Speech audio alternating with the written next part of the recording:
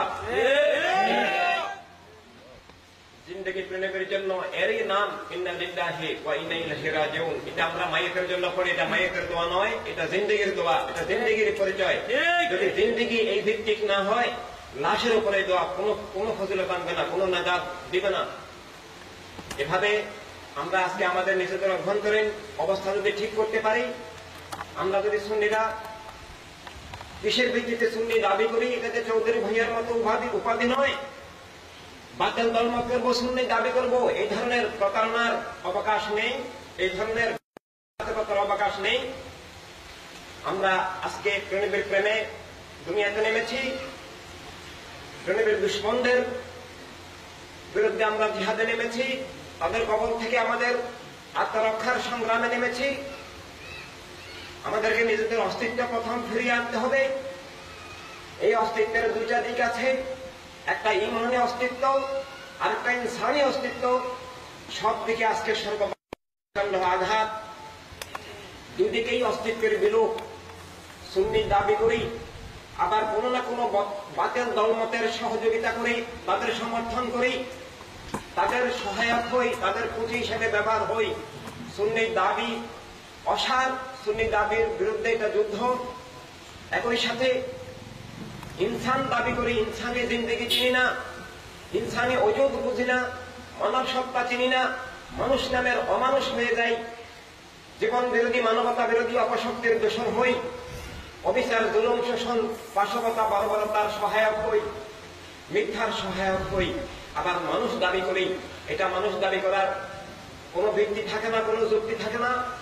আজকে বিভিন্ন বাতিল মানুষকে অমানুষে পরিণত করছে, মানুষকে জীবন বিরোধী, মানবতা বিরোধী, হায়ওয়ানি সত্তায় পরিণত করছে, মানুষকে অমানুষে পরিণত করছে, মানবিক অস্তিত্ব, মানবিক সত্তা ভুলিয়ে দিচ্ছে।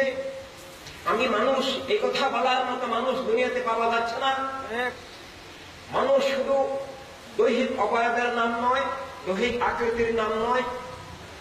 মানুষ হতে হলে মানব জীবন বুঝতে হবে, মানব সত্তা উপলব্ধি করতে হবে, মানবিক অস্তিত্ব থাকতে হবে। আর এই অস্তিত্ব থাকার প্রথম শর্ত মানব জীবনে বিশ্বাস করা, ইনসানি ওজুদে বিশ্বাস করা। যে ইনসানি ওজুদ আল্লাহ তাআলা সৃষ্টি করেছেন ইমানি ওজুদ দান করার জন্য, মুমিন সত্তায় পৌঁছানোর জন্য, মুমিন সত্তাকে বেলায়েতের জগতে বিকশিত করার জন্য। সেই ইনসানি ওজুদকেই আজকে দুনিয়াব্যাপী হত্যা করা হয়েছে, নিশ্চিহ্ন করা হয়েছে। দুনিয়াব্যাপী ইনসানের সুরতে দেখা যাচ্ছে, কিন্তু প্রকৃত ইনসান খুঁজে পাওয়া যাচ্ছে না। যিনি ইনসানি ওজুদে বিশ্বাস করবেন, আমি মানুষ, এই কথাটা বিশুদ্ধভাবে বলতে পারবেন।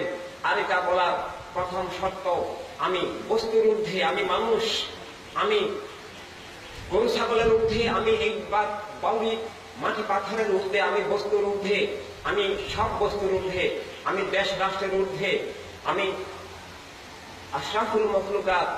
আমার জিন্দেগি, আমার সত্তা, আমার অস্তিত্ব, আমার স্রষ্টা খালেক মালেক ছাড়া কারণ আমি হতে পারে না। আর খালেক মালেকের যে প্রতিবিম্ব, যে মহা প্রতিনিধি, যে আলোক ধারা, সে আলোক ধারা শানে রাসালাত ছাড়া আমার জিন্দেগির উপরে কোনো অথরিটি থাকতে পারে না, কোনো কর্তৃত্ব থাকতে পারে না। আর শানে রাসালাতের কর্তৃত্ব, অথরিটি মানে জ্ঞানের, ন্যায়ের, জীবন বিকাশের অধিকার, স্বাধীনতার, মুক্তির, আলোর কর্তৃত্ব। আর এর বিপরীত কর্তৃত্ব হচ্ছে মিথ্যার, অবিচারের, জুলুমের, শোষণের, পরাধীনতার, পাশবিকতার, বর্বরতার কর্তৃত্ব, যার মাধ্যমে জীবন থাকে না। এভাবে আজকে দুই দিক থেকে আমরা অস্তিত্ব হারা। একটা হচ্ছে মানবিক অস্তিত্ব, দুনিয়ার 600 কোটি মানুষ কিংবা 700 কোটি মানুষ, প্রত্যেকটা মানুষকে এই বস্তুবাদ গ্রাস করেছে। আমরা সবাই বস্তুবাদের গ্রাসে আছি। এই গ্রাস দুই রকম। একটা হচ্ছে বাহ্যিক গ্রাস, অজগর যেমন ভাবে মানুষকে, গরু ছাগলকে গিলে ফেলে আজকে সারা দুনিয়াকে, আমাদের সবাইকে, আমাদের কেবলা ভূমি সহ, আমাদের ইমানি রাজধানী, আমাদের প্রাণকেন্দ্র, আমাদের ইমানি হৃৎপিণ্ড মদিনাতুল মুনাওয়ারা, মক্কাতুল মুকাররমা সহ, আমাদের খানা কাবা সহ সবকিছু আজকে বস্তুবাদ, ফেরাউন নমরুদ এজিদি শক্তি, পাথর ফেরকা, ধর্মের নামের অধর্ম প্রভাব সারা দুনিয়াকে, দুনিয়ার সমস্ত মানুষকে পূর্ণরূপে গিলে ফেলেছে।